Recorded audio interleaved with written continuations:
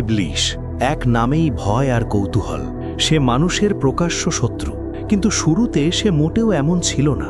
ইবলিশ ছিল জিন জাতির একজন, আগুন থেকে সৃষ্টি। আশ্চর্যের বিষয় হল, একসময় সে আল্লাহর ইবাদতে এতটাই ডুবে ছিল যে ফেরেশতাদের সাথেই তার ওঠা বসা হতো।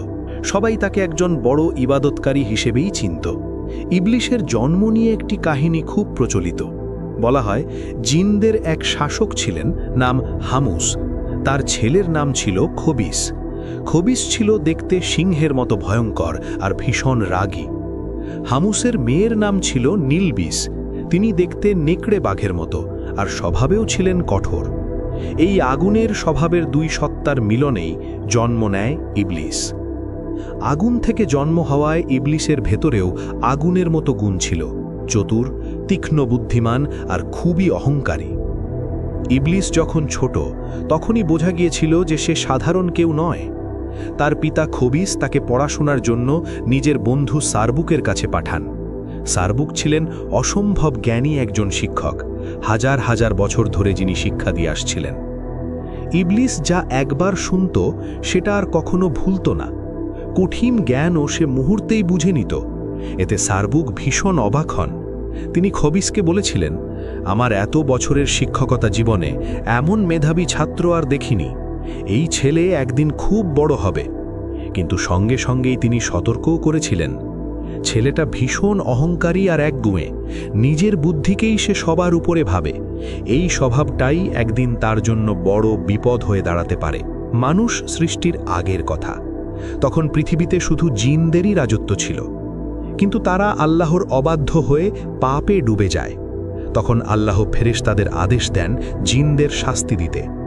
ফেরেশতারা যখন জিন নিধন শুরু করে, ঠিক তখন ইবলিশ ছিল একেবারে শিশু। তার নিষ্পাপ আর সুন্দর রূপ দেখে ফেরেশতাদের মায়া হয়। তারা তাকে হত্যা না করে আল্লাহর অনুমতিতে নিজেদের সাথে নিয়ে যায়। ফেরেশতারা ইবলিশকে প্রথম আসমানে নিয়ে গিয়ে ইবাদত শেখায়। ইবলিশ এত মন দিয়ে ইবাদত করত যে অল্প সময়েই সবাই অবাক হয়ে যায়।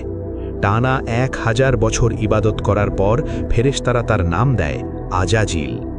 এরপর একে একে দ্বিতীয়, তৃতীয় থেকে সপ্তম আসমান, প্রতিটি আসমানেই সে 1000 বছর করে ইবাদত করে।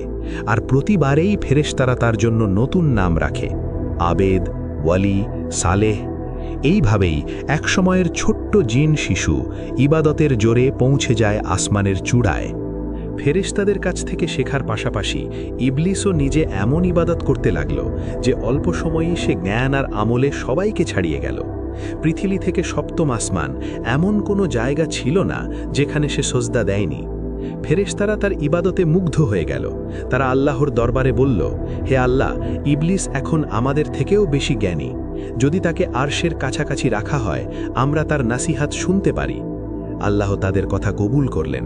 ইবলিশকে আরশের কাছে উঁচু স্থানে বসানো হলো। সেখানে সে ইবাদতের পাশাপাশি ফেরেশতাদের উপদেশ দিতে লাগল। এইভাবেই একসময়ের জিন সন্তান পরিণত হল ফেরেশতাদের শিক্ষক। সপ্তম আসমানে তখন ইবলিশ ছিল ফেরেশতাদের সবচেয়ে প্রিয় শিক্ষক। একদিন তার মনে ভীষণ ইচ্ছে জাগল আল্লাহর পবিত্র লৌহে মাহফুজ নিজ চোখে দেখবে। আল্লাহ অনুমতি দিলেন। ফেরেশতারা তাকে সেই মহিমান্বিত স্থানে নিয়ে গেল। ইবলিশ থমকে দাঁড়িয়ে লেখা পড়তে লাগল। হঠাৎ কয়েকটি লাইনে তার চোখ আটকে গেল। একজন বান্দা অগণিত বছর ইবাদত করবে, কিন্তু একবার আল্লাহর আদেশ অমান্য করবে। ফলাফল জান্নাত থেকে বহিষ্কার, আর তার নাম হবে অভিশপ্ত। এই লেখা পড়ে ইবলিশ কেঁপে উঠল। চোখ দিয়ে অশ্রু ঝরতে লাগল। সে সঙ্গে সঙ্গে সজদায় লুটিয়ে পড়ল। সেই সজদা চলল হাজার হাজার বছর। মাথা তুলতেই সে দেখল নিজের সজদার জায়গাতেই লেখা জলজল করছে, ইবলিশের উপর আল্লাহর লানত। তার মনে পড়ল এক পুরনো কথা। আল্লাহ একদিন তাকে জিজ্ঞেস করেছিলেন, এমন অবাধ্য বান্দার কি শাস্তি হওয়া উচিত? ইবলিশ তখন নিজেই বলেছিল, তার উপর চির অভিশাপ।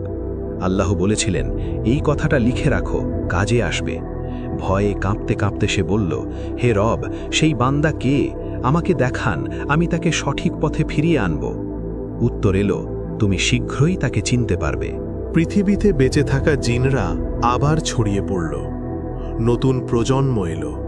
কিন্তু দুঃখের বিষয়, তাদের অনেকেই আবার আগের মতো পাপাচারে ডুবে গেল। তখন আল্লাহ এক নতুন সিদ্ধান্ত নিলেন। তিনি ইবলিসকে ডাকলেন। ইবলিস তখন ইবাদতে পরিচিত, জ্ঞানী আর আসমানে সম্মানিত। আল্লাহ তাকে বললেন, দুনিয়ায় যাও, বেঁচে থাকা জিনজাতিকে আমার পথে ডাকো, তাদের ভুল থেকে ফেরাও। এই দায়িত্ব পেয়ে ইবলিস আনন্দে ভরে গেল। সে বিনয়ের সাথে বলল, হে আমার রব, আমাকে এমন ক্ষমতা দিন যাতে আমি সারা দিন দাওয়াতের কাজ করতে পারি আর শেষে আপনার দরবারে ফিরে এসে ইবাদত করতে পারি। আল্লাহ তার দোয়া কবুল করলেন। ইবলিস দুনিয়ায় নেমে গেল। সে জিনদের একত্র করত, নসিহত করত, বলতো, অহংকার ছাড়ো, রক্তপাত বন্ধ করো, আল্লাহর পথে ফিরে আসো।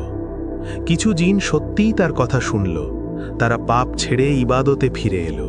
ইবলিসকে তারা নেতা আর শিক্ষক মানতে শুরু করল। কিন্তু অধিকাংশ জিন তার কথা শুনল না, বরং তারা আরও বেপরোয়া হয়ে উঠল। পাপাচার বেড়ে গেল, বিদ্রোহ আরও গভীর হল। ইবলিস বুঝতে পারল এদের শুধু দাওয়াত দিয়ে থামানো যাবে না। তখন আল্লাহ আবার আদেশ দিলেন, ফেরেশতাদের সাথে যাও, যারা সীমা ছাড়িয়ে গেছে, যারা আর ফিরে আসবে না, তাদের দমন করো। এই আদেশ পেয়ে ইবলিস ফেরেশতাদের সাথে নেমে এলো পৃথিবীতে। শুরু হলো কঠিন অভিযান। অবাধ্য জিনদের ঘাঁটি ধ্বংস হতে লাগল। এই যুদ্ধে ইবলিস সামনে থেকেই নেতৃত্ব দিল। ফেরেশতারাও তার সাহস আর দৃঢ়তা দেখে বিস্মিত হল।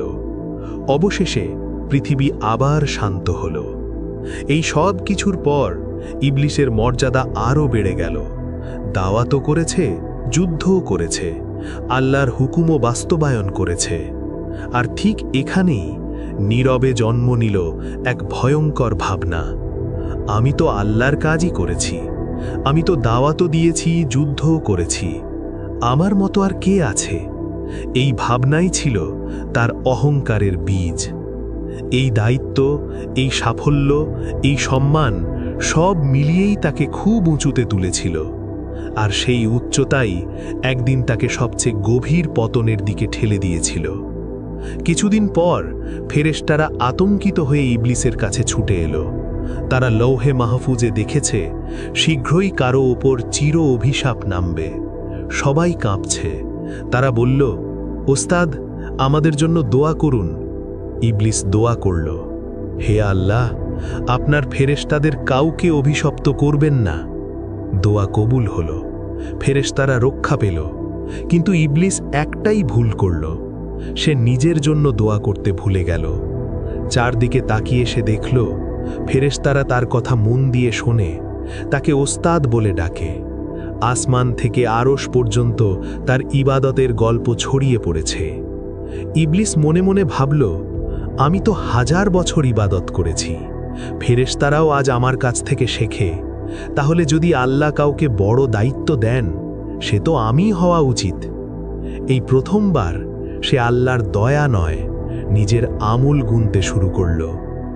ঠিক তখনই দুনিয়ায় এলো এক নতুন সৃষ্টি, হযরত আদম আলাইহিসসালাম। আল্লাহ সব ফেরেশতাকে আদেশ দিলেন, আদমকে সিজদা করো। এক মুহূর্তেই সব ফেরেশতা সিজদায় নত হলেন, কিন্তু একজন দাঁড়িয়ে রইল, ইবলিস। তার ভেতরে আগুন জ্বলে উঠল। সে ভাবল, আমি আগুনের তৈরি, সে মাটির, আমি শক্তিশালী, আমি শ্রেষ্ঠ, আমি কেন তাকে সিজদা করব? আল্লাহ জিজ্ঞেস করলেন, কিসে তোমাকে সিজদা করতে বাধা দিল? ইবলিস দম্ভ করে বলল, আমি তার চেয়ে উত্তম। আপনি আমাকে আগুন দিয়ে সৃষ্টি করেছেন, আর তাকে সৃষ্টি করেছেন মাটি দিয়ে। এই এক কথাতেই প্রকাশ পেল তার অহংকার আর বিদ্রোহ। তখন আল্লাহ চূড়ান্ত ফয়সালা দিলেন, তুমি এখান থেকে নেমে যাও, কিয়ামত পর্যন্ত তুমি অভিশপ্ত। আল্লাহ যখন ইবলিসকে জান্নাত থেকে বের করে দিলেন এবং কিয়ামত পর্যন্ত তার উপর অভিশাপ দিলেন, তখন শয়তান আর্তস্বরে অনুনয় করল, হে আমার রব, আমাকে পুনরুত্থান দিবস পর্যন্ত সময় দিন। আল্লাহ বললেন, তোমাকে সময় দেওয়া হলো। এই কথাটাই ছিল তার জন্য সবচেয়ে বড় সুযোগ। কিন্তু শয়তান থামল না। সে এবার নিজের আসল চেহারা দেখালো। সে দম্ভের সাথেই বলল, যেহেতু আপনি আমাকে পথভ্রষ্ট করলেন, আমি আপনার সোজা পথে বসে থাকব। আমি মানুষের সামনে, পেছনে, ডানে ও বামে থেকে তাদের আক্রমণ করব। আপনি দেখবেন তাদের অধিকাংশই কৃতজ্ঞ থাকবে না। এই কথার মানে একটাই, শয়তান মানুষকে সব দিক থেকে ঘিরে ধরবে, তার চিন্তায় সন্দেহ ঢুকাবে, কাজে গাফেলতি আনবে, মনে লোভ আর অহংকার জাগিয়ে তুলবে। লক্ষ্য একটাই, মানুষকে আল্লাহর পথ থেকে সরিয়ে দেওয়া। এই ঘোষণা শোনার পর আল্লাহ চূড়ান্ত কথা বললেন, অপদস্থ হয়ে এখান থেকে বের হয়ে যা। তোর অনুসরণ যারা করবে, আমি অবশ্যই তোদের সবাইকে জাহান্নাম দিয়ে পূর্ণ করব। এইভাবেই ইবাদতকারী ইবলিশ চিরশত্রু শয়তানে পরিণত হল, আর শুরু হল মানুষের সবচেয়ে বড় পরীক্ষা। জান্নাত তখন শান্তিতে ভরা, আলো সৌন্দর্যে পরিপূর্ণ। সেই জান্নাতেই আল্লাহ হযরত আদম আলাইহিস সালামকে বললেন, তুমি ও তোমার স্ত্রী এখানে স্বচ্ছন্দে থাকো, যেখানে খুশি খাবার খাও, কিন্তু এই একটি গাছের কাছে যেও না, এটাই তোমাদের পরীক্ষা। এদিকে জান্নাত থেকে বিতাড়িত শয়তান সুযোগের অপেক্ষায় ছিল। সে জানত আদম আর হাওয়া আলাইহিস সালামই তার প্রতিশোধের প্রথম লক্ষ্য, কিন্তু জান্নাতে সরাসরি ঢোকার অনুমতি তার ছিল না, তাই সে বেছে নিল ধোঁকার পথ। বর্ণনায় আসে, জান্নাতের প্রবেশপথে থাকা এক সাপের শরীরে ঢুকে শয়তান ভেতরে ঢুকে পড়ল। সে প্রথমে হাওয়া আলাইহিস সালামের কাছে গেল। কঠিন কথা নয়, মিষ্টি ফিসফিস বলল, তোমাদের রব এই গাছ নিষেধ করেছেন, কারণ এটা খেলে তোমরা ফেরেশতা হয়ে যাবে অথবা চিরদিন বেঁচে থাকবে। এরপর সে শপথ করল, বিশ্বাস করো, আমি তোমাদের উপকারী চাই। এই কথাগুলো ছিল বিষের মতো। ধীরে ধীরে সন্দেহ ঢুকে পড়ল মনে। তাহলে কি এই ফলেই আছে অমরত্ব? আল্লাহ কি কিছু গোপন রেখেছেন? কৌতূহল আর প্রলোভন একসময় জয়ী হল। শেষ পর্যন্ত আদম আলাইহিস সালাম আর হাওয়া আলাইহিস সালাম নিষিদ্ধ গাছের ফল আস্বাদন করলেন। আর ঠিক তখনই সব কিছু বদলে গেল। তারা বুঝতে পারলেন নিজেদের ভুল। লজ্জায় তাদের চোখ নুইয়ে গেল। জান্নাতের পাতা দিয়ে নিজেদের ঢাকতে লাগলেন। তখন আল্লাহর ডাক এলো, আমি কি তোমাদের সেই গাছ থেকে নিষেধ করিনি আর বলিনি যে শয়তান তোমাদের প্রকাশ্য শত্রু? এই ছিল মানবজাতির প্রথম ভুল আর শয়তানের প্রথম সফল ধোঁকা। কিন্তু এখানেই গল্প শেষ নয়। ভুল বুঝে আদম আলাইহিস সালাম আর হাওয়া আলাইহিস সালাম সঙ্গে সঙ্গে তাওবায় ফিরে গেলেন। কাপা কণ্ঠে বললেন, হে আমাদের রব, আমরা নিজেদের ওপর জুলুম করেছি। আপনি যদি আমাদের ক্ষমা না করেন, তাহলে আমরা অবশ্যই ক্ষতিগ্রস্ত হব। আল্লাহ দয়াময়, তিনি তাদের তাওবা কবুল করলেন। তারপর বললেন, তোমরা সবাই পৃথিবীতে নেমে যাও। সেখানে থাকবে জীবন, পরীক্ষা আর সময়। সেখানেই মরবে, আর সেখান থেকেই আবার উঠানো হবে। এইভাবেই আদম আলাইহিস সালাম আর হাওয়া আলাইহিস সালাম জান্নাত ছেড়ে পৃথিবীতে এলেন। বর্ণনায় আছে, আদম আলাইহিস সালাম অবতরণ করেন আজকের শ্রীলঙ্কা অঞ্চলে, আর হাওয়া আলাইহিস সালাম জেদ্দার কাছে। দীর্ঘ সময় পরে তারা মিলিত হন আরাফাতের ময়দানে। এভাবেই শুরু হয় মানুষের দুনিয়ার জীবন। ভুলের পর তাওবা, আর তাওবার পর আল্লাহর অসীম রহমত। আদম আলাইহিস সালাম আর হাওয়া আলাইহিস সালাম পৃথিবীতে আসার সাথেই যে যুদ্ধ শুরু হয়েছিল, সেই যুদ্ধ আজও শেষ হয়নি, বরং এখন তা চলছে আপনার আর আমার ভেতরে। শয়তান কোনো কেবল ইতিহাসের চরিত্র না, সে আজও বেঁচে আছে, সক্রিয় আছে। শুধু আগের মতো সামনে এসে ধোঁকা দেয় না, এখন সে আসে নীরবে, ফিসফিস করে।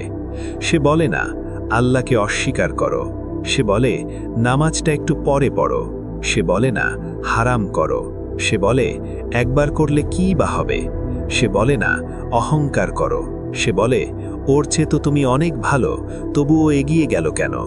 এইভাবেই সে সন্দেহ ঢোকায়, আলস্য শেখায়, অহংকার আর হিংসা জাগিয়ে তোলে। ধীরে, খুব ধীরে, যাতে মানুষ টেরও না পায়। কিন্তু একটা কথা ভুলে গেলে চলবে না, আল্লাহ আমাদের অসহায় করে পৃথিবীতে পাঠাননি।